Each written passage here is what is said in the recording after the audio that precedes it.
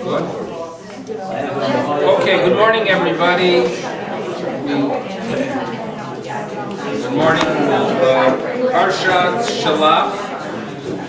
You can find it in the art scrolling page on page 798 in Stone Chumash. It's Parshat Shlach, not Bishalach, rather Shlach itself.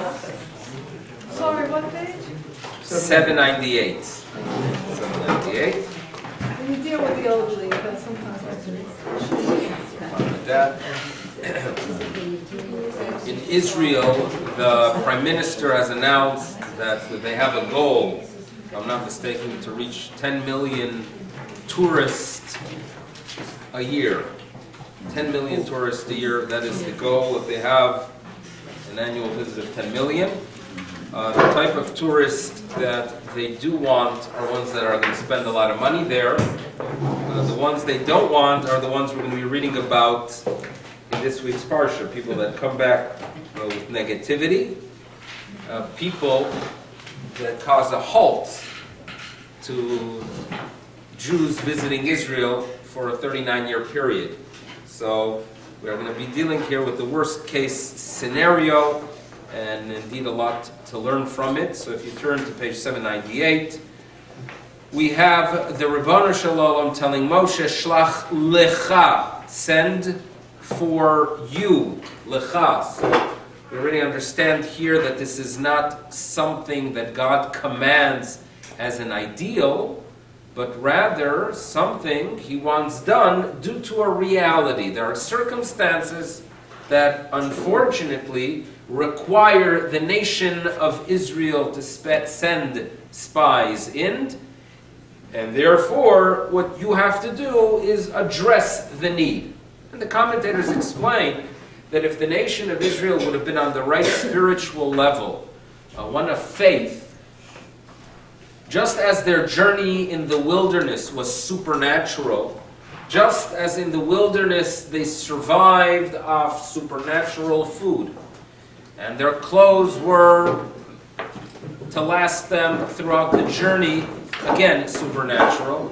Just as they were guided by clouds and protected by clouds, so too the entry would have been supernatural. And if you enter the land of Israel supernaturally, you do not have to concern yourself about the terrain, about the type of people you are going to meet, the character of the warriors you're going to face on the battlefield. All that becomes irrelevant if you are entering supernaturally. If there is one thing we learned last week, was that the nation of Israel downgraded their status. Their earlier status was one that was indeed worthy of a continuation of a supernatural relationship, but after complaining that they want meat, and after Moshe Rabbeinu bringing in elders to lead them, that signifies a downturn that is taking place. And according to some, there is another piece of information that has impact on what is taking place here. And that is, we read last week, about two individuals who have prophecy, Eldad and Medad. They have a prophecy, and the text itself does not share with us what exactly was their vision that they shared with the nation. But the rabbis tell us that the vision that they shared with others was that Moshe Rabbeinu is not going to be the one who will lead them into the land of Israel. And according to a few authorities, that actually plays a role in the events that we are going to read in Parshat Shlach. So let's keep that in mind. He number one shares the command with the people of Israel and tells them that we must gather leaders to go on the mission. The leaders are named. The leaders here are named. Lemate, Reuven, Shamua, Bet Zakur, and the names are provided here. We are familiar with several of them, one of them being Hoshea bin Nun, who, if you turn to verse 16, we are told, Ele Shemot HaNashim Asher Shalach Moshe Laturet Haaretz. These are the people the names of the men whom Moshe sent to spy out the land. And then he goes ahead and he calls Yehoshua bin Nun, Vayikra Moshe leHoshea bin Nun Yehoshua. He reminds him perhaps of the fact that he had the name previously, because we do know that in the book of Shemos, Yehoshua is referred to as Yehoshua. But for whatever reason, Moshe singles out his disciple and reminds him, or perhaps enhances or upgrades his name. He sends them into the land of Israel, and he gives them some guidelines what to do.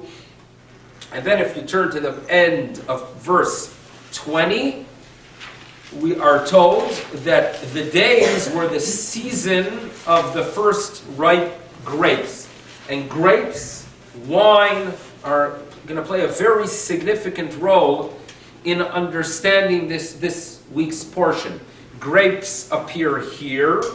Grapes appear a few verses ahead when they go ahead and they cut a cluster of grapes and bring it back to the people of Israel. The Torah notes, as we'll see, that they carried the cluster on a pole by two. So you could read it as a double pole. Others seem to understand that it was a cluster on a long pole carried by two people. That would be perhaps the simple interpretation. The Ministry of Tourism adapted that pshat, and therefore the emblem of the Ministry of Tourism is of two spies carrying a cluster of grapes. And it's, of course, for us very difficult to understand why they chose the worst tourist in the history of the land to go ahead and be the symbol and the emblem of what they are trying to achieve. As mentioned, they came back with negativity, and El Al went out of business after those events. But grapes are going to play a significant role, and indeed, after this whole parsha comes to an end, the first commandment, which is there really to uplift the nation of Israel, because they had a downfall. There was a concern that perhaps we're never going to enter the land of Israel. The first mitzvah commanded related to a service in the Bet HaMikdash, the wine libation. And the nation was being told, worry not, you perhaps are going to be here for some time, but always keep your eye on the future, always prepare yourself for the return to the land of Israel. And there will be one day a Bet HaMikdash there, and there will be a requirement to pour wine in the Bet HaMikdash. So again, wine is playing a significant role in this week's portion. But now, let's read carefully verse 22 and begin developing here the main issue that they are dealing with. So, verse 22. Vaya'alu Banegev. So they ascend in the south. Where do they arrive? They arrive in Hebron. Vayavo ad Hebron. So what strikes you here immediately? That we are talking about a group of people. And you would expect the text to state Vayavo, that they come in the plural, but rather it appears in the singular. Vayavo ad Hebron.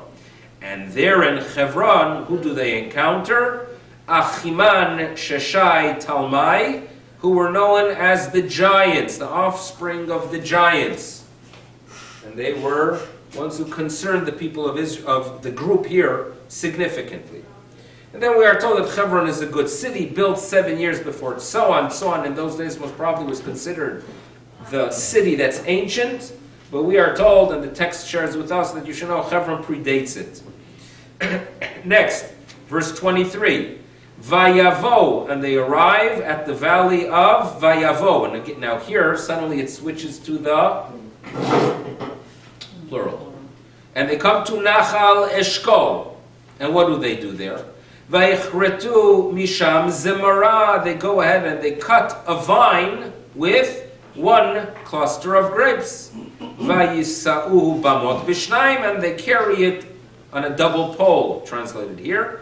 And in addition, they take a pomegranate and figs. So by reading this verse, you see, okay, most probably a large cluster. You see that they are preparing for their return to bring a sample of the land. They have an agenda as they are bringing it.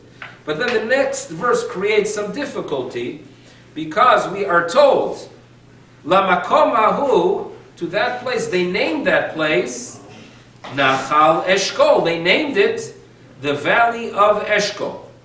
Al Odot HaEshkol, due to the fact, or to go ahead and it relates to the cluster, Asher Kartum Misham, that was severed, that was cut by the children of Israel. Now, who exactly called the place Nachal Eshkol?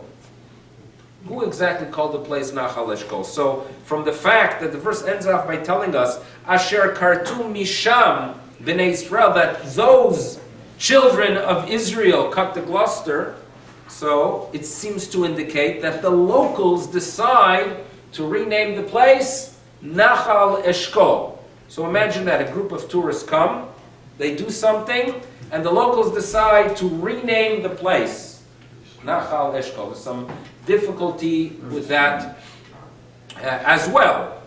So, it could be, and this is something I've mentioned in the past, imagine the city of Memphis, right?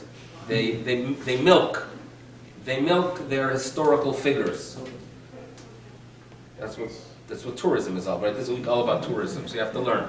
You milk your image. St. Louis, you think of the Arch of St. Louis. Every city has something that is used as an emblem, as a symbol to attract people. So Memphis, what do they... Elvis speaking too, by the way, there are many, yes, there are many Gdolim there. There's a Beale Street, they have a barbecue that is well known throughout the world, and the kosher one that they have. A lot happening there in that little city. So Elvis is everywhere. Right? It's mentioned everywhere. You have even the statues of him throughout the city. So imagine you have a group of tourists who come in, and as they get off the airplane, in the airport, they see there the statue of Elvis, and they say, "Oh my gosh, Elvis!" And they start taking pictures. So the locals are going to have a laugh out of it because they're making a whole to-do. This whole city is full of Elvis. And one of the commentators, this foreigner, notes that in the land of Israel, the grapes were very large. And for the locals, it was no big deal. It wasn't shocking, it wasn't surprising. And then suddenly these group of tourists come in from the wilderness, and they go crazy from the fact that the cluster is so big. They took snap pictures with their phones, and they decided to take it with them. So the locals were amazed at what took place there, and it was so significant for them that they decided to call the place the Nachal, the Valley of the Eshkol, because not that the Eshkol was significant, but the reaction of the Bnei Israel, the children of Israel, or their representatives, their reaction was so great that the locals decide, you know what, we've got to rename the place. Fine explanation, but what's the significance for us? In other words, there must be a message here, and if it relates specifically to grapes, it has to fit into the big theme of what the Parsha is about. Now they return. They come back, and they show the fruit to the people of Israel. And they note that, you know what, it's indeed a land that flows with milk and honey. However, turn to page 802, verse 28. And here we go, however, and in Hebrew you could say however with an aval, but you could say also in however with the word ephes. And when you state however with an ephes, you are nullifying everything that was stated earlier, because their earlier statements, their opening statements were, you know what, there's some good there in the land, nice fruits. There is indeed a lot of milk and honey. There's some good things there. However, and there, however, is to nullify the good, because now we're going to present to you the real facts, the real issues. Ephes, everything that was shared up until this point is nil and insignificant. Ki az ha'am, you want to know about that people? They are very powerful, and the cities themselves are fortified, and we are going to be dealing with giants. And then they start mentioning nations that cause the people of Israel to get quite nervous.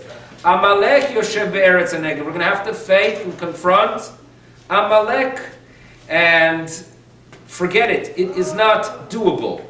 Kalev, of course, tries to change things. Vayahas Kalev et ha'am, and he claims Alona Ale. And we do know the end of the story, Moshe falling to his face, the nation of Israel told that they could forget about entering. And that's something we will get to very soon. But first we have to understand the essence of their complaint, the essence of their issue. And it indeed boils down to panic. Now if you look carefully back at the verse, Vayalu b'negev vayavo ad Chevron. They arrive in Chevron. So there's a rabbinic tradition that the reason the arrival in Hebron is in the singular is because only one person arrived in Hebron. Who was the one person that arrived in Hebron? According to tradition, Kalev ben Yefuneh. And eventually he actually inherited that area. So therefore, according to a rabbinic tradition, it's in the singular for that reason. Perhaps, but in addition, we have to understand that Hebron is the place where there is a split among the group. When they arrive in Hebron, they arrive as one unit. They're in agreement. They're righteous people. Hebron has an impact on them that changes their attitude. Changes their attitude significantly. And some of them dealt with the challenge one way, and others found a very different path. Vayavo ad Hebron, they come to Hebron, and then they realize, and that's where they see the giants. That's when they go ahead and they look up and they see these fellows. I have that sometimes. You stand next to someone that's gigantic, that's 6'10", well built. Like you know that you don't want to agitate this guy, right? You just don't want to agitate. You feel like you're like a little grasshopper compared to him, and that's how they felt, like grasshoppers. And then they start panicking. So how does Kalev ben Yefuneh deal with the issue itself? So the rabbinic tradition tells us that he arrives, he's concerned, and he realizes that, listen, after all, we were promised to get this land. We were promised by Avraham, it was promised to Avraham, to Yitzchak, Yaakov, let me go pray by their graves. Righteous people are significant when they're living. Even after they're passing, according to tradition, there's significance. You pray there, not to them. We don't do that. We don't pray to them. But rather, we believe that due to their significance and their achievements in their lifetime, even after their passing, you could go ahead and connect to the Creator at their gravesite. So that's what they do. He does. He davens there. Why? Yes, there's what to panic when you look at the situation in Israel, right? It's a scary area. It's a scary neighborhood. You have a civil war going on just a couple miles from the border. You have terrorist countries surrounding them. You have a superpower, in essence, developing nuclear weapons within the country itself. We, of course, are busy fighting, because that's what Jews do, right? Because we have to fight about something. So there's a big fight going on in the land of Israel. There's a lot to panic. There's plenty of information to panic. And if you don't believe me regarding what happened then, you can believe me what's happening now. Turn on the news. Guarantee that you panic today. Any day you turn on the news about Israel, there's going to be something that's going to agitate you. There's going to be something that will scare you. However, at the same time, you could follow the path of Kalev ben Yefuneh. Kalev ben Yefuneh says, you know what? It's scarier here, but we are believers that we're not just another nation. Our relationship to the land is not random. We have been guaranteed, due to the righteousness of the imahot and the avot, I'm going to pray there and I'm going to relate to God based on their promises, and that's going to give me the courage to deal with the crisis. I will have the courage due to my past, due to who I am. And that's how we're supposed to deal with the situation. We're not going to be loved in that region for the time being. The world's not going to love us. Anti-Semitism is going to exist. There were those who believed that if the Jews have a state, it will put an end to anti-Semitism. It was such a philosophy. It proved itself very wrong. Anti-Semitism developed in a new form, anti-Zionism. And if the world could go ahead and give an award to a photograph of some Palestinians carrying a child killed allegedly by an Israeli attack. We have no way of verifying it, if it happened or not. But to take one photograph and to say this is the essence of Israel, because if you give an award and it received an award, there's a website of the, I don't know if it's Associated Press, they have a website where the front page is the award. The winner of this year's picture contest of media was these Palestinians carrying a child killed by the Israelis. Well, it's just a continuation of the blood libels that you would find in the 13th century. The same idea. They take something, they take an event, true or not true, and they go ahead and they indicate that that's the essence of the Jewish people or the state of Israel. There's a lot to panic.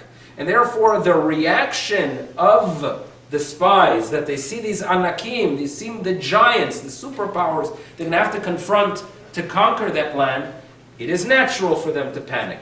But we have Kalev ben Yefuneh teaching us, you know what? We have to have faith. We have to do what's right. We have to plan. We have to be rational due to realities. But at the same time, we have to walk in with faith. And if we understand that that's what's taking place in verse 22, that there's a shift there, that as they walk into Hebron, they're like one unit. They're in agreement. They walk out of Hebron and they arrive in the next place, in Nachal Eshkol, Vayavo Nachal Eshkol. They're in the plural. It's not one unit. Each one of them is thinking differently. When they went ahead and they cut those fruits, so according to rabbinic tradition, Caleb and Yehoshua did not bring the fruit back because they knew very well that they had an agenda. They wanted to show them this odd fruit, looking so different than what we are accustomed to in Egypt. And their point was that just as the fruit's gigantic, the people were going to have to deal their giants. And therefore forget about succeeding in our mission. So therefore they separated themselves from the group. It was not one singular, it was not one unit, but rather many individuals with different agendas. Why specifically the Eshkol? So let's return back. The day they left. V'hayamim yemei bikurei anavim. So they leave on the day that the first grapes mature. Now, the first grapes mature is a very significant day in many, many cultures because it is the time that you begin the wine press. You start pressing wine. So you gather the grapes and you go ahead and hopefully clean your feet and you begin the process of crushing. You do the crush.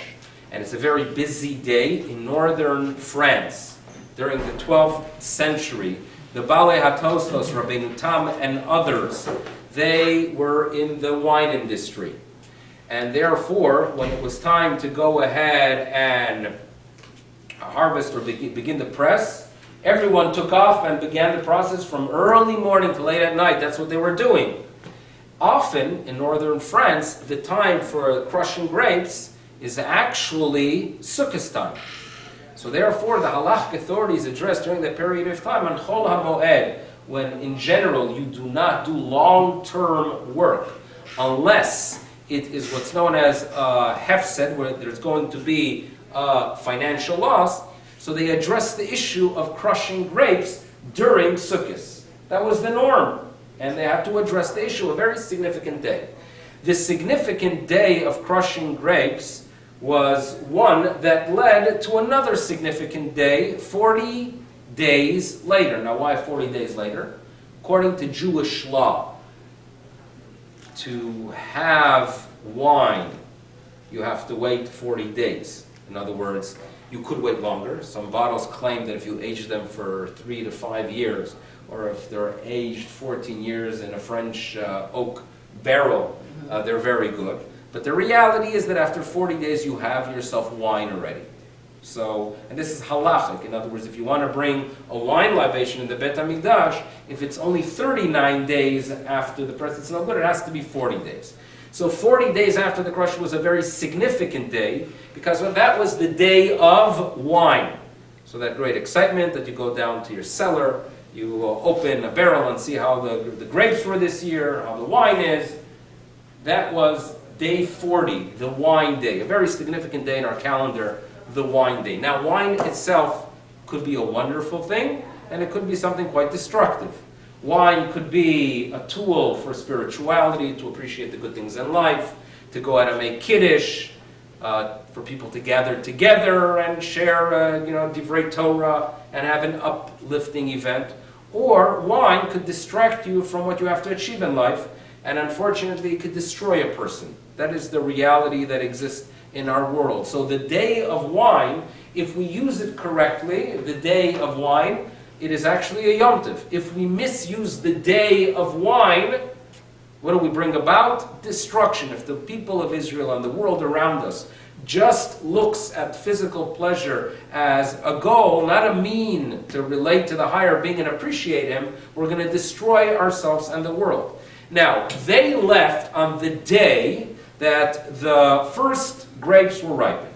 They returned, how many days later? 40 days later. 40 days later they returned and they complained, and according to rabbinic tradition, the night they returned was the night of Tisha B'Av. So the day, that significant day of wine, the day that could turn into a Yom Tov, or it could turn into a day of devastation, is actually Tisha B'Av. Why? That's what it's all about. How do you use the world? The land of Israel is a wonderful land.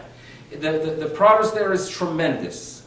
They manufacture now the greatest wines in the world. So how are we using it? Are we using it to unify the people of Israel? Are there get-togethers with people from different backgrounds to try to work things out? Or are we involved in our own comfort and pleasure and ideology and look at the others as an enemy and bring about destruction? What are we doing on Tisha B'Av? So as long as we don't fix our problems, Tisha B'Av will be a day of mourning. When eventually we get our act together to know how to use this world appropriately, we're going to turn it into a Yom Tov, the day of wine. So therefore the wine is indeed significant. What do we do with this eshkol? And now we understand that the spies, with their panic, with their lack of faith, and when there is no faith, when my life is not one that is related to God, it is one where I become the center. And if I become the center, what I'm trying to achieve is to maximize my own pleasure, and I become the goal, and I want to go ahead and utilize the eshkol, the cluster of grapes for myself. By doing that, I am cutting myself off from the spiritual oxygen, from our spiritual lifeline.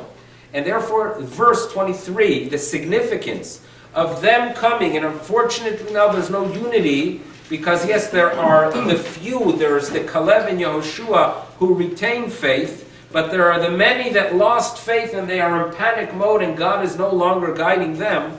Vayavo anachal eshkol, and what takes place there? Vayichretu karat. Karat is to cut off. Karet is a punishment of being cut off spiritually. That is what's taking place, and they cut the eshkol. There's a word for lo aleinu, losing a child, that is shakul. Remember Yaakov and Esav's mother Rivka declaring that I don't want the two of you to have an issue because I understand that you're going to kill one another. And lama eshkol et shnechem b'yom echad. Why should I go ahead and be shakul of both of you on one day? And that's what's taking place when you are cut off. When we are cut off, we take the eshkol, the cluster, which is in essence everything that's good in the world, but we turn it into something that is shakul.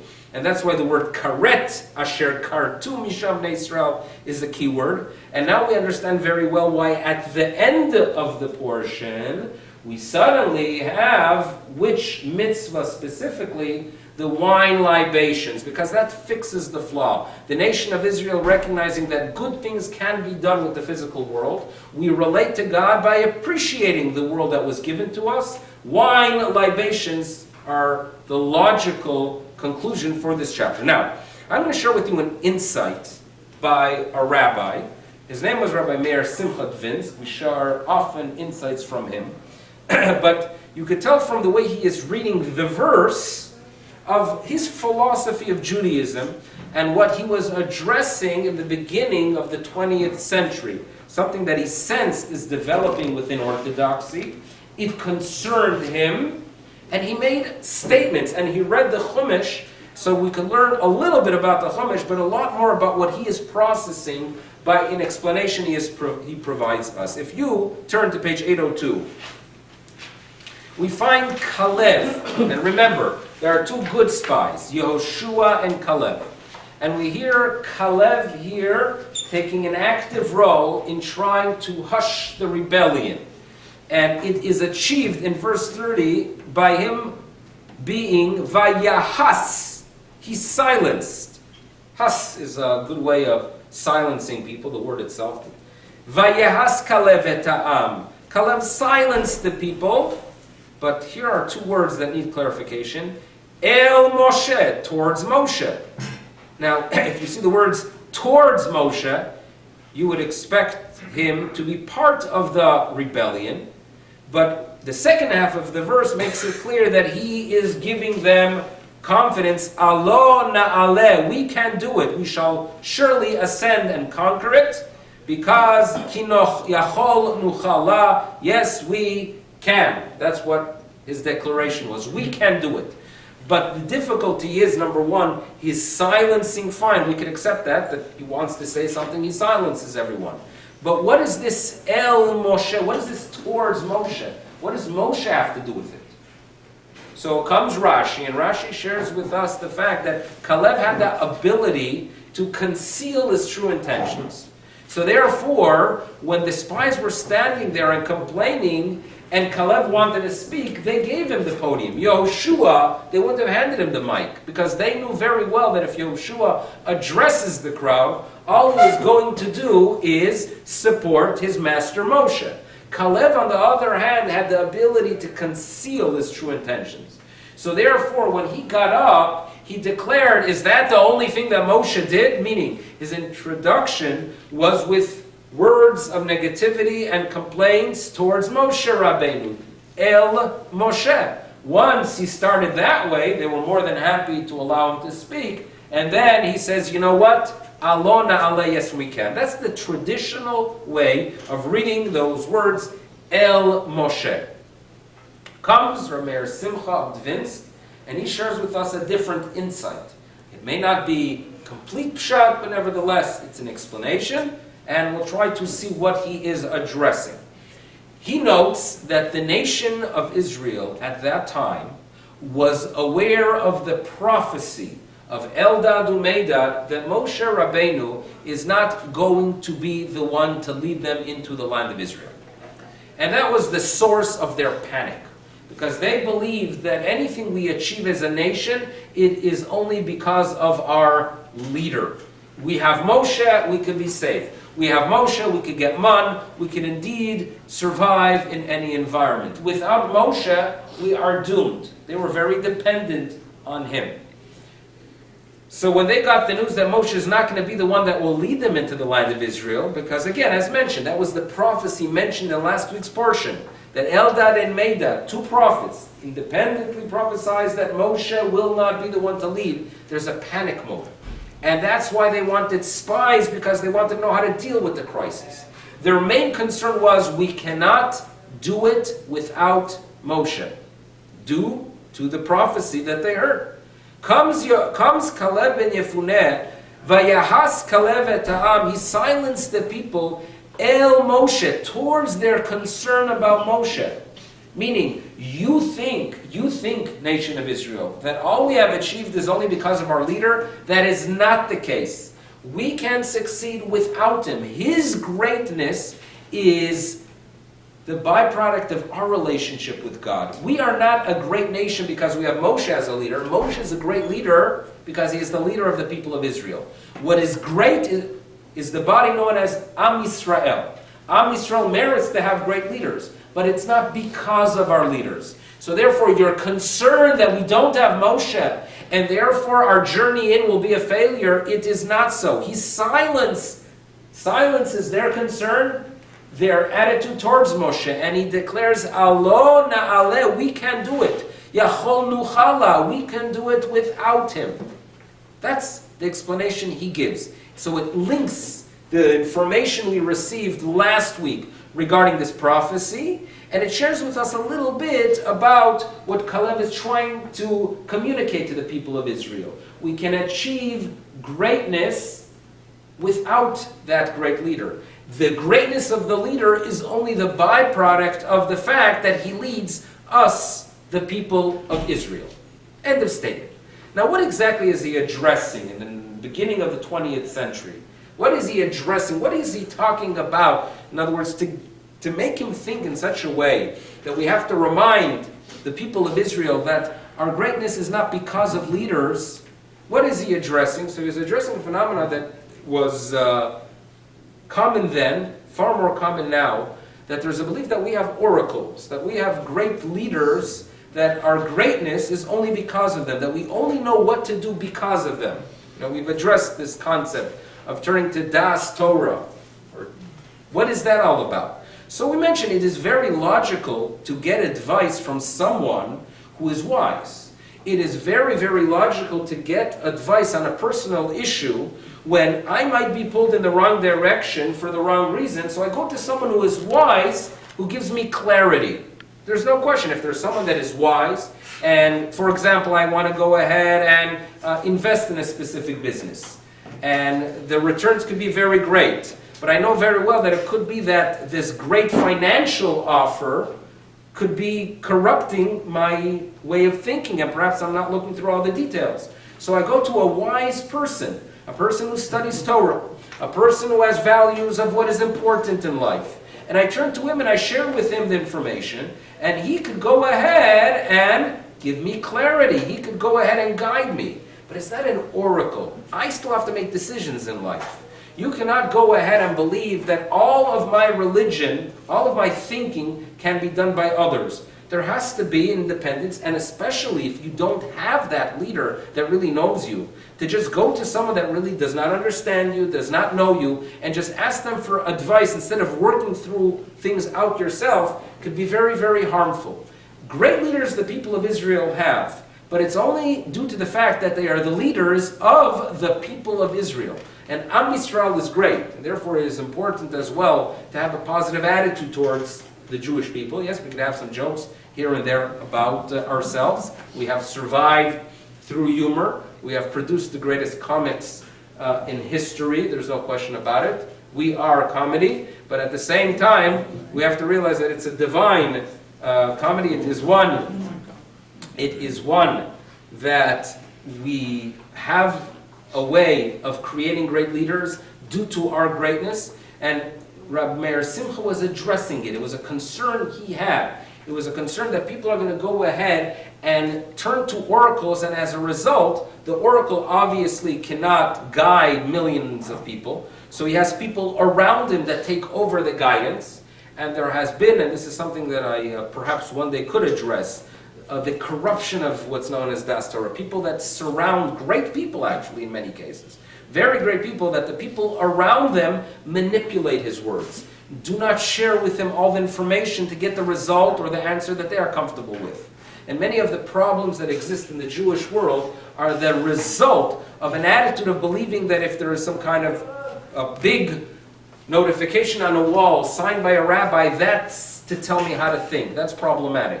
Great rabbis we've had, great leadership we've had, but we have to remember it's the result of the people of Israel, and we have to keep common sense alive, not to just believe anything we are told. We have to keep common sense alive, and there are themes that we have to work with. The theme of Jewish unity, the theme of the importance of Torah. There are pieces that we work together, and if we ever hear something in the name of someone that just doesn't fit in, we have to ask. We have the responsibility of not worshiping the person, but rather realizing they play a significant role. That's Kalev ben Yefuneh's message. The message of, yes, we can. Worry not. We may not have a Moshe Rabbeinu, but as a nation, we will survive with whoever takes over the role. Now, suddenly, we have some clarity why Yehoshua is not the one that makes that statement. Because the prophecy that the nation of Israel was familiar with, the prophecy indicated that Moshe will die, and Yehoshua will be the one that will lead them in. Yehoshua couldn't be the one to get up and say, worry not, we'll have great leaders in the future as well. He was that individual. Kalev was the perfect candidate to go ahead and encourage them that it can be done without a Moshe. These are strong words from a commentator, but ones that are extremely important, that we have to keep that appropriate balance. We don't want to throw away the concept of turning to wise people. And there have been people that are extremely wise. The people of Israel had merited to have leaders that really could look in and understand situations with brilliance, that they could cut through all the problems and with one word guide someone. We've had such people. But at the same time, we have to realize that if we turn that into the religion, we could enter into significant issues that we are in right now, on these days, that we have words of great people being corrupted, because suddenly if they are worshipped, we could create, in essence, a religion that is not what the Rabbanu Shalom intended, and that's what we are being taught by Yehoshua through the words of the Meshech Chachma. Thank you, everybody, and have yourself a good day.